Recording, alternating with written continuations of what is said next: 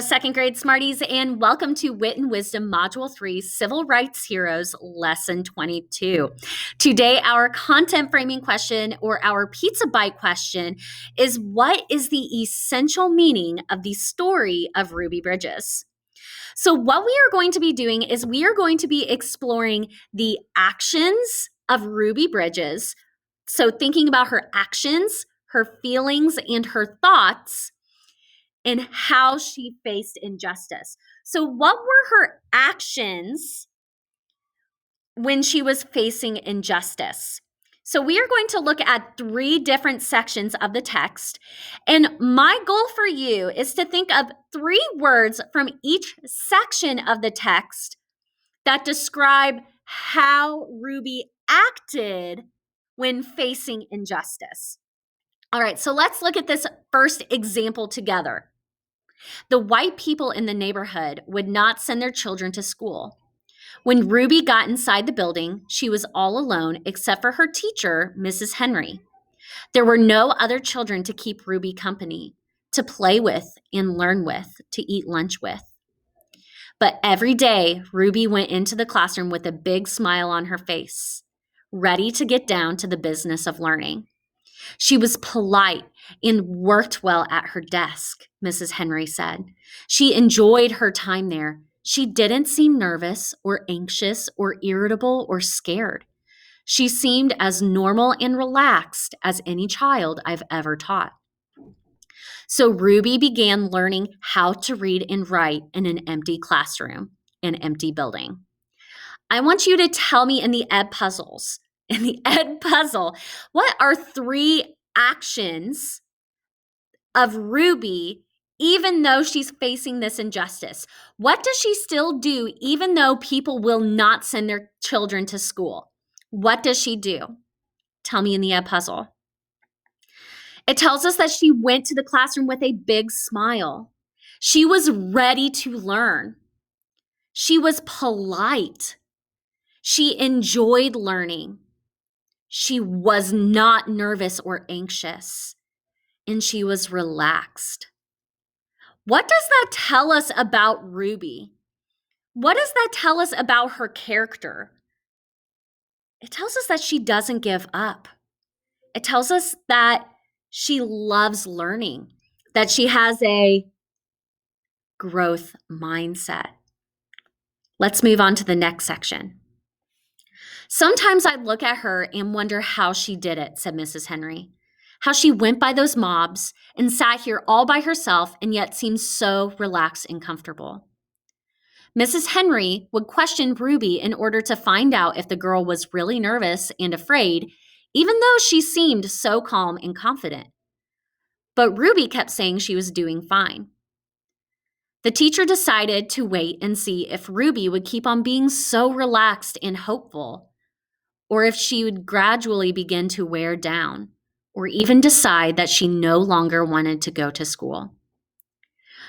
What are 3 words or phrases that describe Ruby's actions in the face of injustice? What are 3 words or phrases from the text that tell us about Ruby's actions? Tell me in the Ed puzzle. It says that Mrs. Henry said that she was comfortable with learning, that she was relaxed, that she was calm, confident, and hopeful. Those are 5 words that describe Ruby's actions when learning alone with Mrs. Henry. Not only learning alone, but going through that mob of people every day. How she would go through that mob and still have to come learn by herself. She was relaxed, comfortable, calm, confident, and hopeful. Mrs. Henry saw Ruby's lips moving and wondered what Ruby could be saying. The crowd seemed ready to kill her. The marshals were frightened. They tried to persuade Ruby to move along. They tried to hurry her into the school, but Ruby wouldn't budge. Then Ruby stopped talking and walked into the school. When she went into the classroom, Mrs. Henry asked her what happened. Mrs. Henry told Ruby that she'd been watching and that she was surprised when Ruby stopped and talked with the people in the mob. Ruby became irritated. I didn't stop and talk with them, she said. Ruby, I saw you talking, Mrs. Henry said. I saw your lips moving. I wasn't talking, said Ruby. I was praying. I was praying for them. Every morning, Ruby had stopped a few blocks away from school to say a prayer for the people who hated her. This morning, she forgot until she was already in the middle of the angry mob. What is Ruby's action? What are her actions on the day when she stops amidst the mob of people? What does she do, Smarties? Tell me in the puzzle. She prays for them. She prays for them, but she also asks for forgiveness for them. Isn't that crazy? She stopped in the middle of a group of people that wanted to hurt her, that were mean to her, and all she wanted was for forgiveness for those people. She wanted them to be forgiven, even though they were mean to her and kept her from learning with other children. She still kept going, and she still kept learning, and she still kept praying for forgiveness for them. So I want you to think, what message does Ruby's action give us? What lesson can we learn from Ruby's actions when she was responding to these injustices? What lesson can we keep in our hearts and our minds? Tell me in the puzzle. So we learn that if you're brave and you're calm, you can overcome any injustice. Think about Ruby. Repeatedly, we heard words relaxed, calm, hopeful. Another lesson we can learn is you can be forgiving even if people are mean or treat you unfairly. Ruby came across multiple injustices, Smarties, and she was a little girl. But she still found a place in her heart to forgive those people. And another lesson that we can learn is if you have a growth mindset and never give up, you can accomplish anything. She had a growth mindset. She was hopeful. She was excited for learning. She was willing to do hard things to grow, to become a better reader, to become a better mathematician. And she was brave and she was calm. And she responded to those injustices and overcame those injustices. And she grew up to tell people about how she responded to those injustices. All right, Smarties, we're not going to be talking about our exploding a moment today because tomorrow is going to be all about our writing task. But I am going to tell you this right now.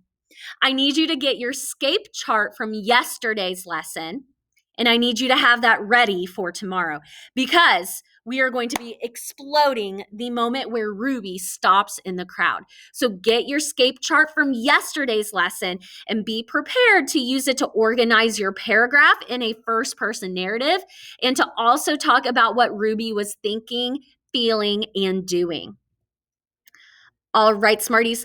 And we are now going to get a little bit from Ruby's perspective, from her own words. We are going to watch an interview about Ruby Bridges. Now, before we watch the interview, a child is interviewing Ruby Bridges about her experiences. I want you to think, what is a question that you wish you could ask Ruby Bridges in person? What is a question that you would ask Ruby Bridges? Tell me in the puzzle. All right, so we are going to watch this interview, and maybe we will find out maybe we will get to hear about exploded moments from Ruby. What was she thinking and feeling?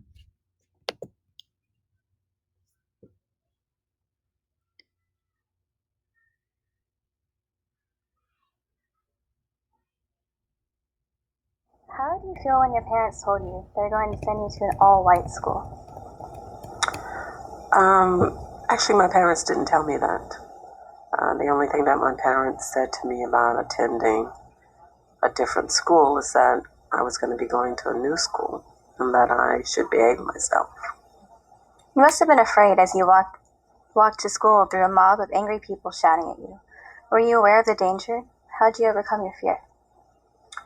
I was never really afraid because I wasn't quite sure what was going on at the time. It seemed like Mardi Gras because in New Orleans I'm accustomed to Mardi Gras. So I wasn't afraid for a very long time. What was it like to be the only African American child in the all-white school? What I do remember about first grade and that year is that it was very lonely. I didn't have any friends and I wasn't allowed to go to the cafeteria or play on the playground. So what bothered me the most was the loneliness in school every day. How did your first grade teacher, Miss Henry, touch your life? Mrs. Henry had a huge impact on my life. Mrs. Henry became my best friend, so she wasn't just my teacher. She was my only friend in school. The mere fact that I didn't have other kids to play with, it was just her and I, and she made school fun. So she really made a huge impression on me. When you visit schools today, what strikes you most about how different it is from when you were a kid? What strikes me the most? That particular year, as I said, I was alone. So it was totally different for me the second year because then school kids were together in school, and the mere fact that they were both black and white together was totally different from what I had been accustomed to. Today I do see schools that are diverse and mixed, and I think that that's the way schools should be. I don't think that racism has a place in the hearts and minds of our children, and so I think that all schools should be diverse. That's totally not the case across the country. I do have opportunities to visit schools that are still somewhat segregated, and I think that's unfortunate. What impact do you feel you had on desegregation of schools? Truly, it changed the face of education in our country because up until that day when I entered school, the laws kept us segregated. And after entering the school, every child has the opportunity to kind of choose their own schools, and children have the opportunity to be with people that look different, which would allow them opportunities to make friends with people that are different. So, yes, I think that I had a huge impact on education. Did you know at the time just how much of a role you're playing in history? Not at all. I was only going to school. I didn't realize that I was making history and how important it would be for years to come. So I'm extremely proud of the fact that my parents had the courage and enough to say yes and to go through that whole year, especially because it has made such a difference in the way that we're taught. It's been 50 years now. When you look back, how do you feel about it all? What emotions come up? I still think there's so much work to be done. The mere fact that we have an African American president, we've come a long ways from that day, but still racism is alive and well in our country, which is really unfortunate for all of us, but especially for our young people, because I think that racism is something that is passed on and taught to our kids, and that's a shame because I don't think that it really matters to kids early on when they're as young as I was, 6 years old. It doesn't matter to them what their friends look like. And so it's a shame that we as adults, that we pass it on to our kids. So my work is still out there trying to make a difference and convince kids that, you need to allow yourself the opportunity to get to know one another. What you did affected every person in this country. What kind of impact has the whole experience had on your life personally? I think it shaped me into a person that isn't prejudiced. It's inspired me to want to continue to make a difference in this country. I think that racism is ugly and so unfair. And I believe that, we all need one another. You and I, we'll never know if we meet again, if we'll need one another. Maybe I'm someplace and I need help, or you may need help. It would be great to know that you would come to my rescue. And I think that has nothing to do with what we look like.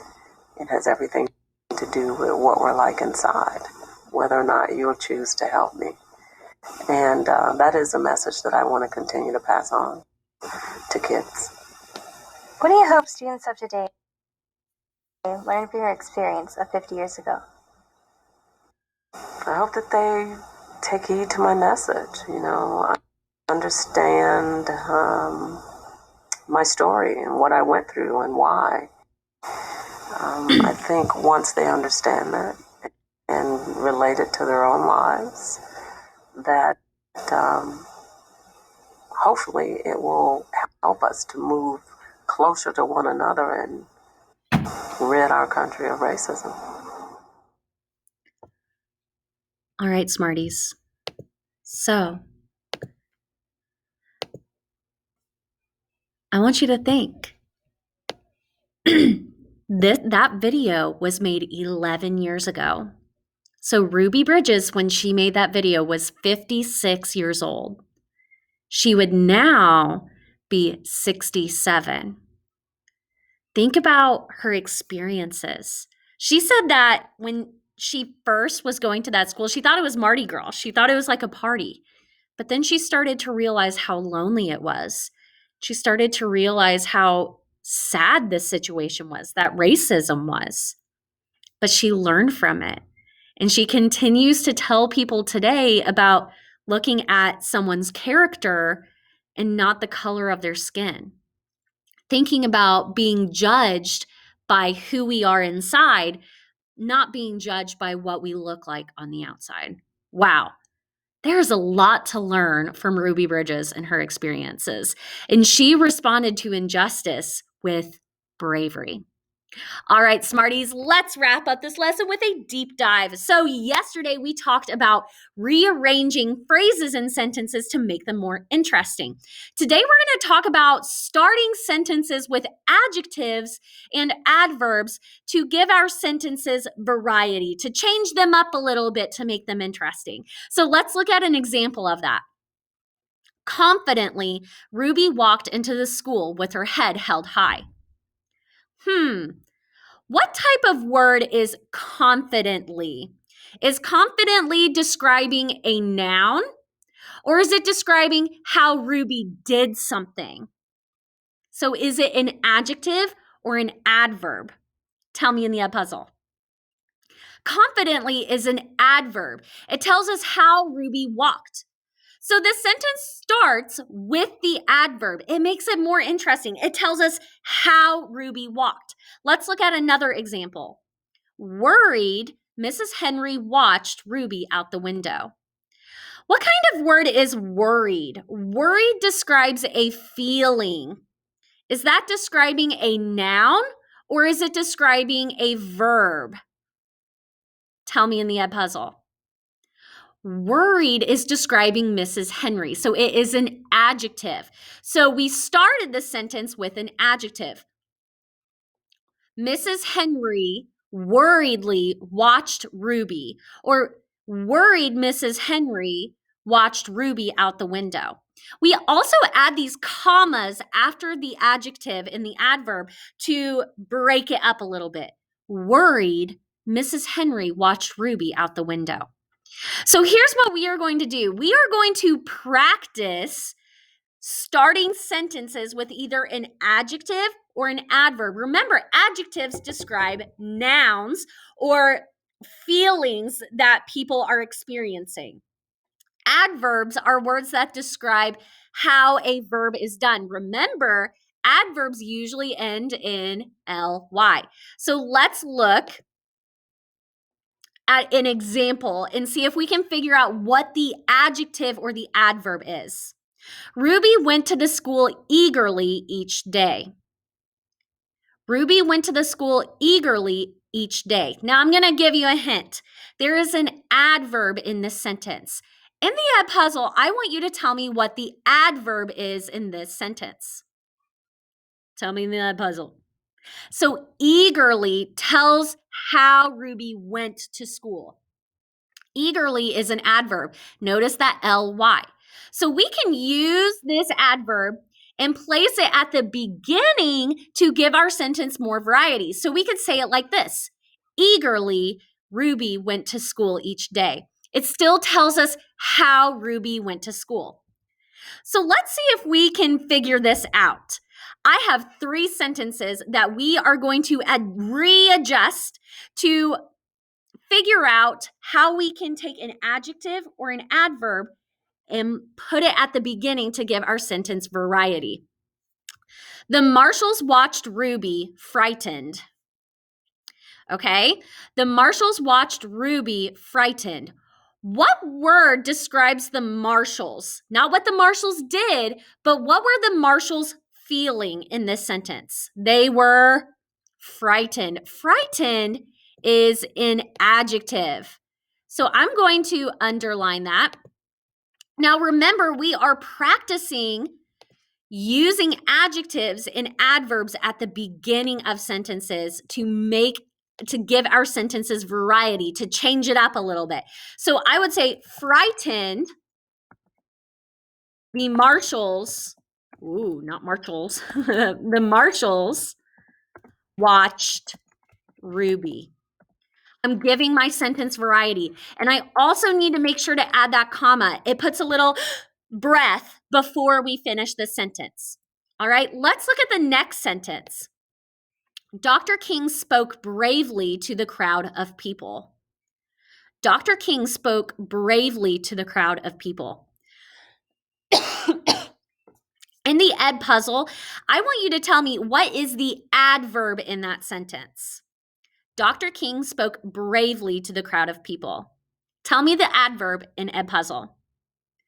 Bravely describes how Dr. King spoke.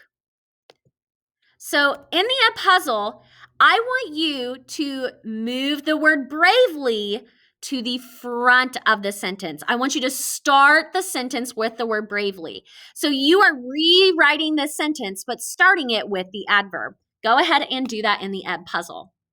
So we would say bravely, comma, Dr. King spoke. I'm not going to write bravely again. Bravely, Dr. King spoke to the crowd of people.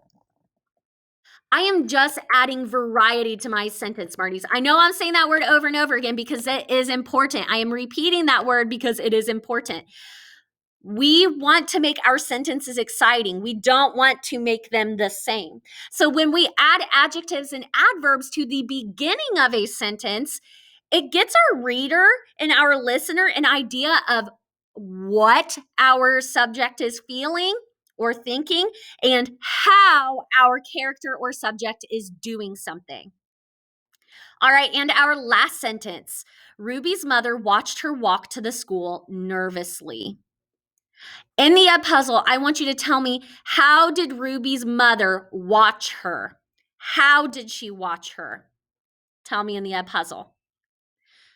Ruby's mother watched nervously. Nervously tells us how Ruby's mom watched her go into the school.